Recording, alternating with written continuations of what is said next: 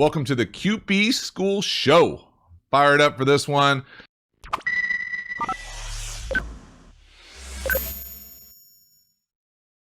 So to get it started here, Tony Romo, contract broadcaster extraordinaire. You know, for me, I come at this from a little bit different angle just because I remember Romo starting, getting his chance playing, Dallas Cowboys quarterback, and now transitioning into a broadcaster, making all this money. You know, for me, I think overall, I don't really understand the blowback to it. To me, if anything, he's worth more than that. And what I mean by that is he makes the game better, I think, for the vast majority of fans. Now, you know, I don't want to take other people's, you know, away from their own interpretation of what he's like as an analyst, but he's pretty damn good. Yeah, does he get some things wrong? Sure. Does he have some weird sound effects? Yeah. But how do you not if you're passionate about it and you're having fun doing it? To me, I'm a big fan. I think he's pretty good at it. You know, I think he makes the game more enjoyable. I think he points things out that other people haven't been able to point out from the booth. I think he's really quick processing information, communicating it in a pretty clear, you know, way that people understand. And he makes it fun. And, you know, the relationship with Jim Nagy, you know, it's just interesting on many levels. But I think he's enhanced the quality of the football experience for the viewer at home. And so to me, it's undervalued. I know a lot of people are blown away, especially players, and I get it. When you're playing, how could a broadcaster make more than you?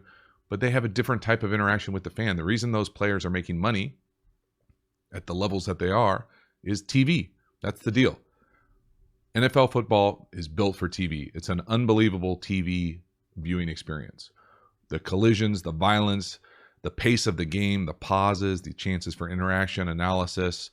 There's so many elements of it that are ultra, you know, for lack of a better word, ultra American. And TV brings it out, you know, as opposed to baseball or for an American audience, you know, soccer with the nonstop action. Football, there are breaks all the time to talk, analyze, strategy, you know, all those things. And Tony Romo is great at pulling apart things that other broadcasters haven't been able to see, whether they don't know what they're looking for or what. He's willing to take a chance, sometimes, you know, not always be right, but he's right pretty often, you know, about where they're going to go with the ball. And it comes from, you know, playing football, doing his homework, you know, all those things that he's been able to translate immediately to the booth. I think the thing that's most surprising for me is just how seamless it was. I've never done color and have no desire to do color, but I can tell you, I'm going to guess it's pretty hard. It really is pretty hard. And so he's been such a seamless, you know, transition into being the absolute best. You know, I'm sure there are Collinsworth fans and other people fans, and I remember Madden growing up and, you know, those type of things, but none of them to me are both as kind of nuanced for Romo and understandable to everyone.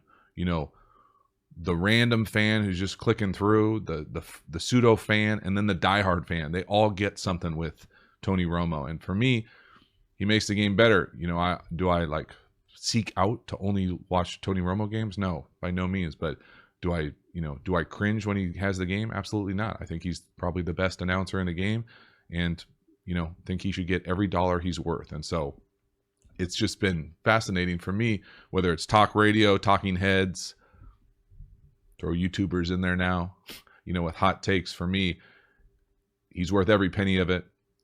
He's probably worth more than it, to be honest with you, because I think he makes the game better. And what I mean by that is just comparing the dollar figures of, let's say, what a quarterback makes. If they're making, let's just say, under 20, Tony Romo, to me, brings more value and entertainment to the game than a middle tier NFL starting quarterback. So from that standpoint, to me, it's worth every penny. Let me know what y'all think here if I'm off on my own.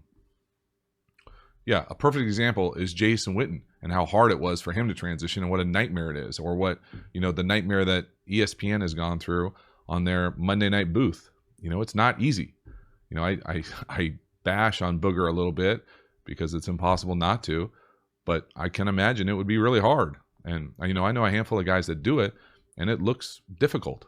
And so I empathize with those guys, but it's you know, at the same time, you know, I appreciate the fact that Romo seems like he's authentic. Like, that's just him, I think. You know, I remember Romo in the league circles of quarterbacks, I think he used to rub guys the wrong way, because I remember him like how he got his opportunity to play, and then the backwards hat, all these old school quarterbacks thought that he was, kind of gifted the Cowboys franchise. And I just think they were jealous. I mean, the guy could spin it when he was playing. He didn't win a Super Bowl, but he was an unbelievably talented quarterback from a undrafted, great story.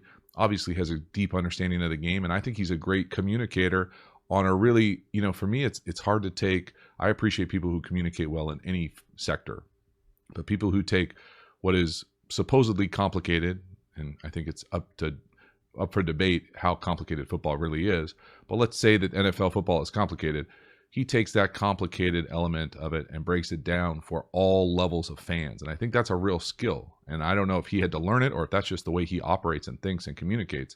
But to me, it's impressive. And for that, I think he's moved the game forward and made it better.